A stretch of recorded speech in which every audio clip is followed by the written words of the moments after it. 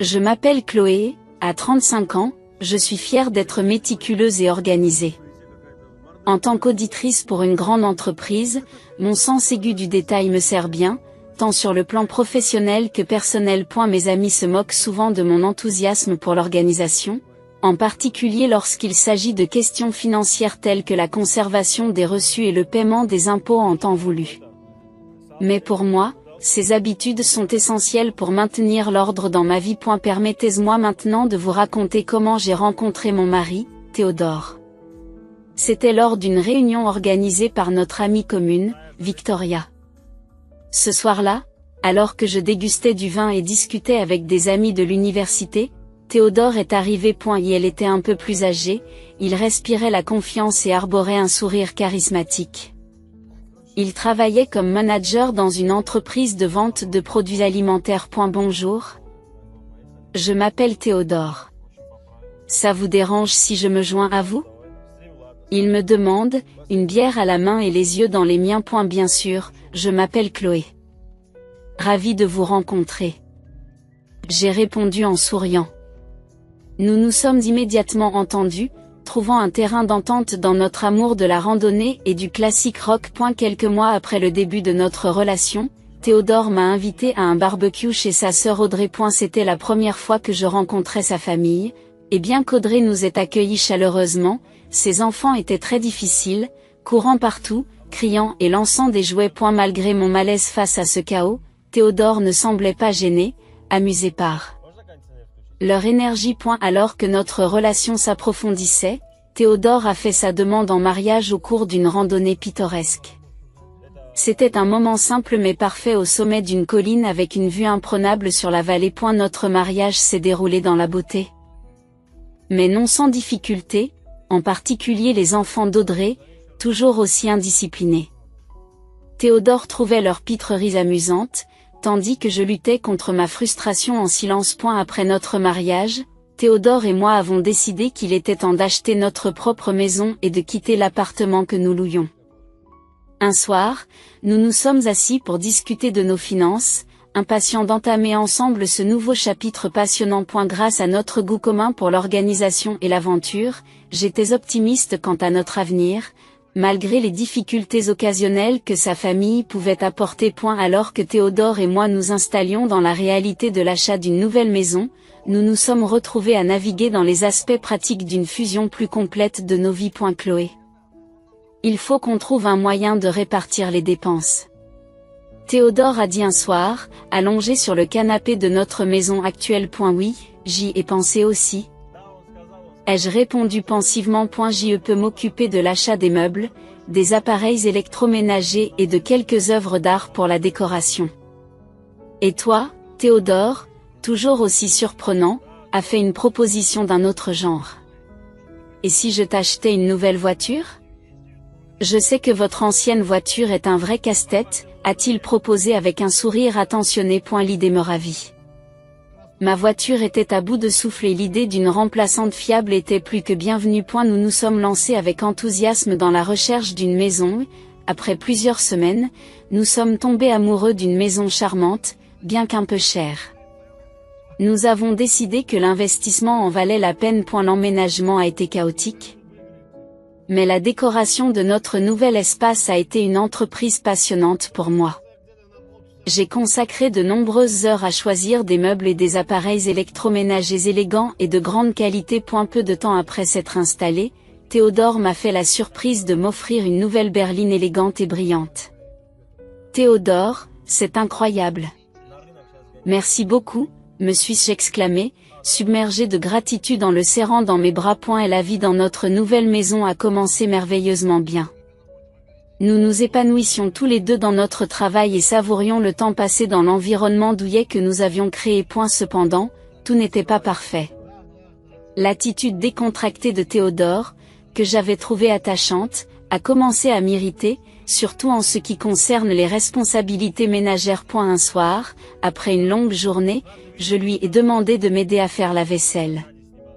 Ah, Chloé, j'ai eu une dure journée. J'ai hâte d'être à demain. M'a-t-il répondu, ses yeux implorant l'indulgence. Mais j'ai insisté pour maintenir la propreté de notre maison et c'est à contre-ségur qu'il a accepté de m'aider. Il a accepté de m'aider. Quelques mois après le début de notre mariage, j'ai commencé à m'inquiéter de ne pas pouvoir tomber enceinte. C'était une source de stress supplémentaire, malgré les conseils des médecins, il était difficile de ne pas se sentir anxieuse. Pour compliquer les choses, la sœur de Théodore, Audrey, qui vivait dans un état voisin, nous rendait souvent visite, apportant le chaos avec elle. Chaque fois qu'elle était là, elle me déchargeait sans arrêt de ses problèmes conjugaux. Chloé, tu ne vas pas croire ce que David a fait cette fois-ci.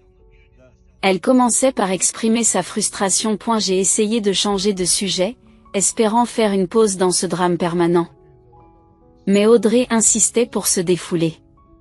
Ses enfants étaient tout aussi perturbateurs. Leur visite transformait notre maison en un véritable cirque, ils couraient partout, se battaient et étaient généralement bruyants. Après une semaine de travail difficile, tout ce que je voulais, c'était un peu de paix, mais cela semblait impossible avec le chaos qu'ils apportaient. Les gars, calmez-vous, s'il vous plaît. Plaidais-je en essayant de rétablir un peu d'ordre. Pourquoi es-tu toujours aussi coincé, Chloé? Audrey répliquait en claquant des doigts, ajoutant à la tension. Au milieu de ces défis, Théodore et moi avons continué à naviguer dans notre vie commune, en équilibrant les joies de notre nouvelle maison avec les complexités de la dynamique familiale et les espoirs personnels. Malgré les tensions occasionnelles, nos fondations étaient solides, construites sur l'amour, les rêves partagés et un engagement toujours plus profond l'un envers l'autre. Chaque fois que j'essayais de faire en sorte que les enfants d'Audrey se tiennent tranquilles, je plaidais qu'ils faisaient du désordre. Audrey, je viens de nettoyer la maison, mais ma patience s'amenuise. Un jour, lorsque j'ai exprimé ma frustration, Audrey a répliqué vertement. Peut-être que si tu avais tes enfants, tu comprendrais. Ces paroles m'ont profondément touchée, non seulement parce qu'elles étaient dures, mais aussi parce qu'elles connaissaient mes problèmes de fertilité. J'ai eu l'impression qu'il s'agissait d'une attaque directe et j'ai été stupéfaite de voir que Théodore restait silencieux. Théodore, vas-tu la laisser me parler ainsi? Ai-je demandé, ma voix tremblant d'un mélange de colère et de blessure. À mon grand désarroi, Théodore a balayé mes inquiétudes d'un revers de main. Chloé, calme-toi. Tu fais toute une histoire pour rien. Dit-il en reprenant le parti d'Audrey. Ce n'est pas rien. Elle m'a insulté dans notre maison. M'exclamai-je, les larmes commençant à couler. J'étais à bout, fatiguée qu'on me manque de respect dans ma propre maison et que mon mari prenne continuellement le parti de sa sœur. Je savais que quelque chose devait changer. Le samedi, Audrey est arrivée à l'improviste avec ses enfants, déclarant qu'elle avait besoin d'une pause et qu'elle allait faire des courses. D'accord, Audrey, mais fais vite. Lui ai-je dit, le stress transparaissant dans mon ton. Elle m'a remercié et s'est précipitée, me laissant avec les enfants et un sentiment d'angoisse grandissant. J'étais dans la cuisine, essayant de préparer le dîner, une tâche que je préférais faire méticuleusement, mais avec les enfants qui semaient le chaos. Il m'était impossible de me concentrer. Ils criaient, couraient dans tous les sens et semaient la pagaille. Pouvez-vous faire moins de bruit? J'ai appelé depuis la cuisine, espérant un moment de paix. Ils m'ignorèrent, et peu après, un grand fracas provenant du salon me fit entrer en trombe. Là, au milieu des débris, se trouvait le vase chinois antique de mon grand-père, brisé. Mon cœur se serra en constatant les dégâts. Qu'est-ce qui s'est passé ici? Demandai-je, la voix tremblante, en regardant les enfants qui restaient immobiles, la culpabilité se lisant sur leurs visages. On ne faisait que jouer, marmonne l'un d'eux en évitant mon regard. Ce vase n'a pas de prix. Et elle appartenait à mon grand-père. As-tu la moindre idée de ce que tu as fait? J'étais livide, tout mon corps tremblait de colère. À ce moment-là, Théodore est entré, l'air calme et désemparé. Qu'est-ce qui se passe? A-t-il demandé. Je lui montre le vase brisé. Tes neveux viennent de casser le vase de mon grand-père. Regarde ce gâchis. La réponse de Théodore ne fit qu'envenimer la situation. Calme-toi, Chloé. Ce n'est qu'un vase. On peut le réparer, dit-il, sans tenir compte de mes sentiments. Et il ne s'agit pas seulement du vase, Théodore. C'est une question de respect. J'en ai assez. Chaque fois qu'Audrey vient, notre maison se transforme en zone sinistrée et tu ne sembles pas t'en soucier, ai-je crié, ma voix se brisant sous l'effet de la frustration. Audrey est entrée à ce moment-là, ses sacs de course à la main, et elle avait l'air agacée par le vacarme. C'est quoi tous ces cris? Demande-t-elle. Je lui montre les restes du vase sur le sol. Tes enfants ont cassé le vase de mon grand-père, Audrey. Regarde ce désordre. A eu lieu de s'excuser, elle a rétorqué, tu aurais peut-être dû mieux les surveiller, Chloé. Tu te moques de moi? Ce sont tes enfants. Audrey. Je ne devrais pas avoir à les surveiller. J'ai répondu, ma colère atteignant son paroxysme. Théodore se contente de secouer la tête, l'air agacé. Tu exagères, Chloé. Laisse tomber, dit-il. J'en avais assez. Tu exagères? J'en ai assez. J'en ai assez d'être traité comme si je ne comptais pas dans ma propre maison. J'ai répondu, me défendant enfin, déterminé à changer les choses. Le manque de respect était devenu trop insupportable, et je savais que pour ma dignité et mon bonheur, il fallait faire quelque chose. J'ai pleuré en criant. Théodore restait là, silencieux et impassible, tandis qu'Audrey affichait un sourire en coin qui semblait annoncer une victoire. Submergé par un mélange de colère, de blessure et de trahison, j'ai quitté la pièce en trombe. Gérer le chaos des visites d'Audrey et de ses enfants avait été épuisant pendant des mois, mais je n'étais pas préparé à ce qui allait suivre. Un matin, alors que Théodore était assis sur la table de la cuisine en train de grignoter ses orteils, il a lâché une bombe avec autant de nonchalance que s'il commentait le temps qu'il faisait. Chloé, il faut que je te dise quelque chose. Audrey est en train de divorcer, et elle va emménager chez nous avec les enfants pendant quelques mois, a-t-il dit. J'ai failli laisser tomber mon café. Tu es sérieux? Notre maison est déjà une maison de fous quand ils viennent passer une journée. Comment allons-nous faire pour qu'ils vivent ici pendant des mois? Demandai-je, incrédule. C'est ma sœur, Chloé. Elle a besoin de son aide. Tu dois être plus compréhensive, répondit-il, son regard suggérant que je n'étais pas raisonnable. Compréhensive? Je n'avais été que conciliant, mais là, c'en était trop. Pourquoi ne pas louer un appartement pour elle à proximité? Je paierai même le premier mois de loyer, suggérai-je en essayant de garder mon calme. Non, elle sera mieux ici. En plus, tu pourras t'occuper des enfants et de la propreté, a-t-il déclaré comme s'il s'agissait de la solution la plus évidente. Je ne suis pas une babysité, Théodore. Je travaille aussi, et j'ai besoin de me détendre quand je rentre à la maison. J'ai argumenté.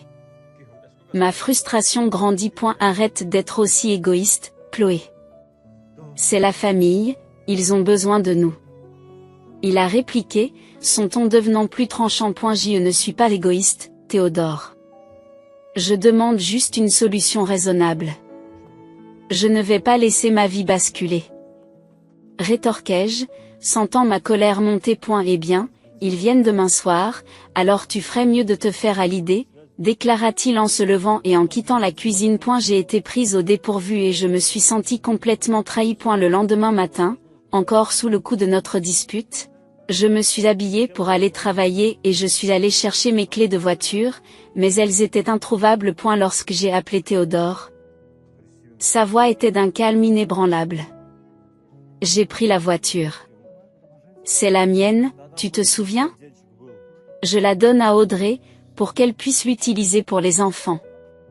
Il m'a informé. Tu donnes ma voiture à Audrey? Tu es sérieux, là? J'étais abasourdi. Ce n'est pas ta voiture, Chloé. Je l'ai payée et elle en a plus besoin que toi.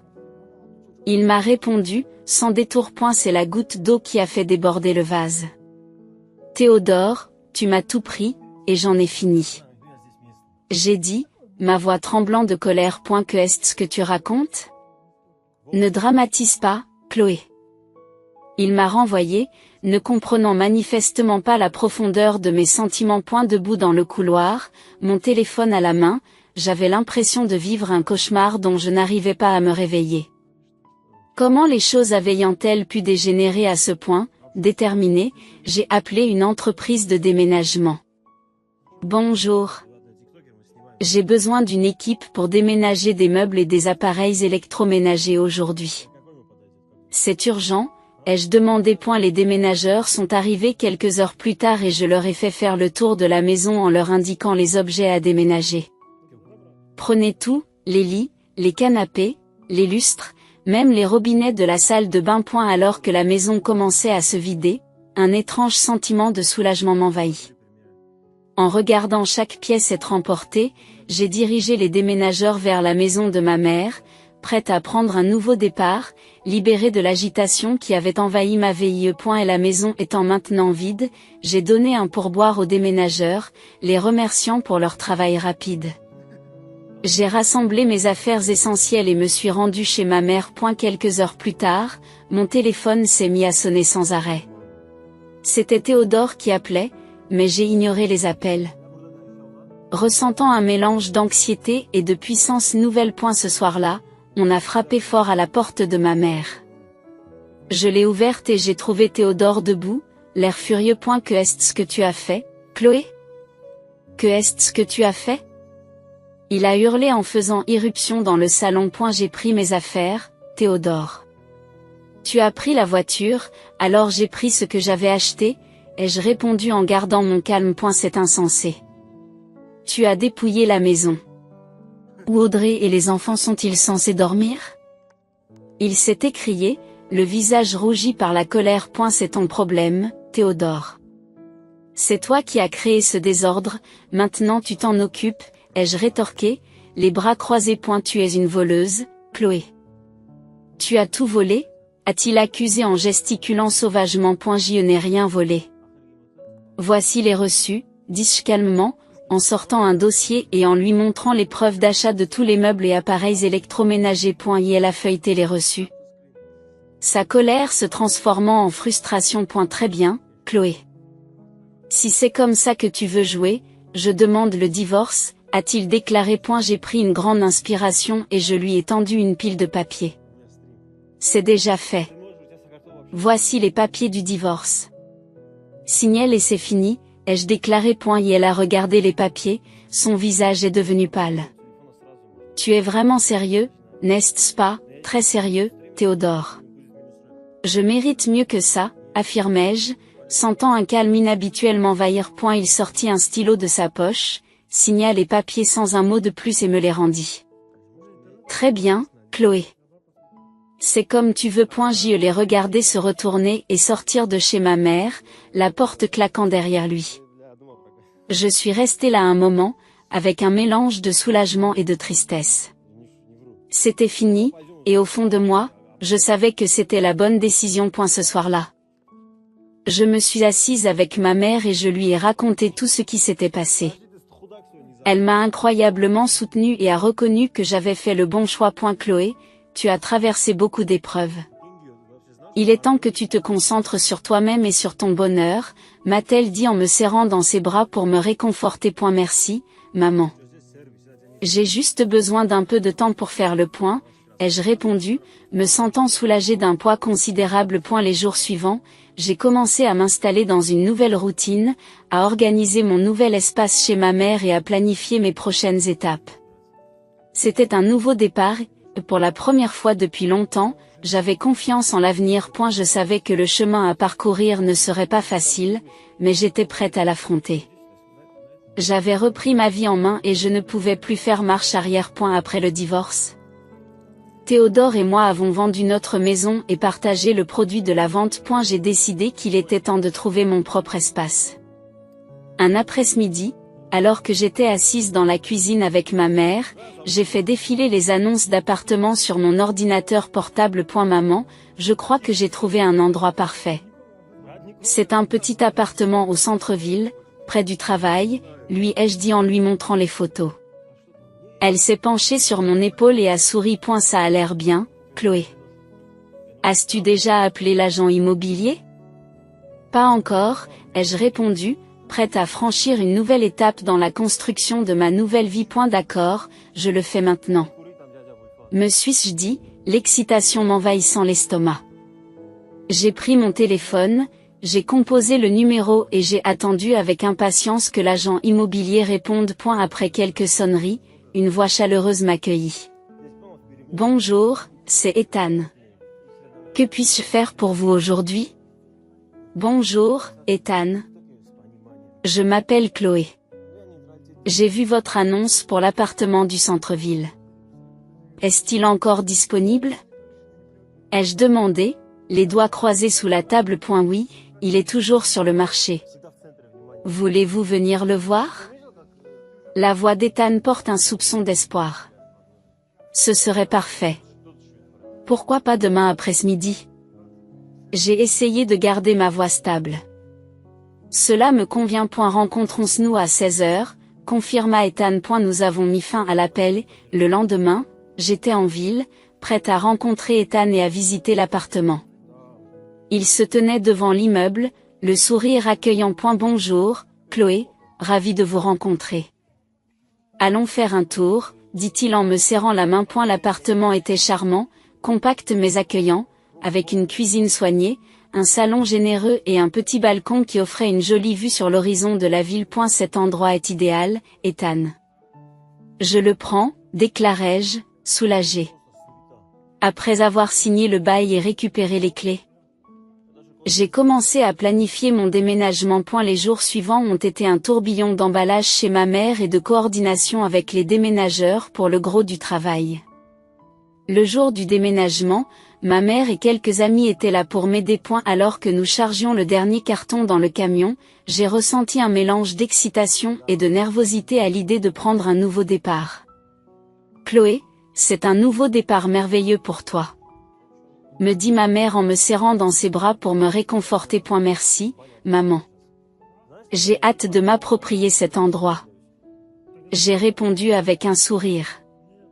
Nous avons conduit jusqu'à mon nouvel appartement, avec l'aide de tout le monde, tout a été déballé et arrangé rapidement. En regardant ma nouvelle maison, je me suis sentie fière et satisfaite. C'était le début de quelque chose de nouveau et j'étais prête.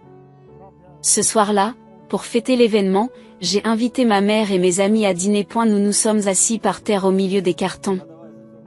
Nous avons mangé de la pizza et nous avons ri. Mon amie Victoria a porté un toast à Chloé et à sa nouvelle aventure, en levant son soda. Merci à tous. J'apprécie vraiment tout ce soutien. Ai-je dit, reconnaissante de leur aide. Au fil de la soirée, nous avons partagé des histoires et ri. Et pour la première fois depuis longtemps, je me suis sentie vraiment heureuse. Plus tard, assise sur mon balcon et regardant les lumières de la ville, j'ai réfléchi à mon parcours et au chemin parcouru. J'étais fière de moi pour avoir pris les rênes de ma vie. J'avais appris par des amis que Théodore, mon ancien petit ami, avait acheté un petit appartement avec une partie de nos fonds communs de placement. Et elle y vivait désormais avec Audrey et ses 3 enfants, cumulant 3 emplois pour faire face aux dépenses alors qu'ils se débattaient dans des désaccords constants. Un jour, Théodore a appelé de façon inattendue. Voir son nom clignoter sur l'écran de mon téléphone m'a surpris. Mais la curiosité a pris le dessus. Bonjour, Théodore. Que est-ce qu'il y a? Demandai-je sur un ton neutre. Chloé, je t'écoute moi. Commença-t-il d'une voix désespérée. Je sais que j'ai fait une bêtise et je suis désolée pour tout. En l'écoutant, je me suis rendu compte à quel point j'avais grandi et à quel point ma vie était différente maintenant, remplie de nouveaux départs et d'avancées positives. Jusqu'à présent, je n'avais pas saisi l'ampleur de vos difficultés. En observant les enfants d'Audrey, je n'ai pas pu m'empêcher de glousser légèrement. Vraiment, Théodore? Il t'a fallu tout ce temps pour t'en rendre compte? Demandai-je avec incrédulité. Je sais qu'il est tard, mais je suis sincère. J'ai passé beaucoup de temps à réfléchir, et tu me manques. On me manque. Pouvons-nous prendre un nouveau départ? Je suis prêt à m'installer chez toi et à remettre les choses en ordre. Il a expliqué, sa voix pleine de sincérité. Je ris, secouant la tête en signe d'incrédulité. Théodore, tu n'es pas sérieux. Tu crois que tu peux revenir dans ma vie comme si rien ne s'était passé. Chloé, je suis sérieux. Je ferai tout ce qu'il faut. Je ferai même un travail supplémentaire pour me racheter. Il continua, le désespoir s'insinuant dans son ton. Théodore, j'ai tourné la page. Je suis satisfait maintenant, et je ne cherche pas à revenir sur cette agitation. J'ai répondu fermement. Allez, Chloé. Nous pouvons faire en sorte que cela fonctionne cette fois-ci. J'ai changé, a-t-il persisté. J'ai soupiré, ressentant à la fois de la pitié et de l'irritation. Théodore, c'est fini. Tu dois te concentrer sur ta propre vie et ta famille. Je n'ai pas envie de retourner dans ce chaos. Chloé, s'il te plaît, je t'en supplie. Il plaide, sa voix se fissure. Théodore, non. J'ai trouvé la paix sans toi et je ne la sacrifierai pas. J'ai insisté, je suis resté sur mes positions. Prends soin de toi. Théodore. J'espère que tu trouveras ta voie. En raccrochant le téléphone, j'ai ressenti un mélange de soulagement et de finalité. Il était évident que Théodore se débattait, mais je ne pouvais pas laisser ces problèmes me replonger dans une situation dont je m'étais extirpé avec diligence. Plus tard dans la journée, j'ai rencontré Victoria pour un café et je lui ai annoncé la nouvelle. Tu ne vas pas croire qui m'a appelé aujourd'hui, ai-je dit en roulant des yeux. Qui ? Victoria a demandé, en arquant un sourcil. Théodore, il m'a supplié de le reprendre et de le laisser emménager dans mon appartement, ai-je raconté en secouant la tête. Victoria a éclaté de rire, manquant de s'étouffer avec son café. Tu es sérieuse ? Que est-ce que tu as dit ? Je lui ai dit que non, bien sûr. Je ne retournerai pas dans ce bazar, ai-je répondu en souriant. Nous avons passé l'après-midi à discuter et à rire. Et j'ai été frappé de voir à quel point j'avais progressé. Je m'étais construit une nouvelle vie, faite de paix et de satisfaction. J'étais déterminé à ne laisser personne la perturber. En rentrant chez moi, j'ai ressenti un profond sentiment de satisfaction et d'apaisement. J'avais enfin tourné la page sur ce chapitre de ma vie, prête à avancer avec confiance et bonheur.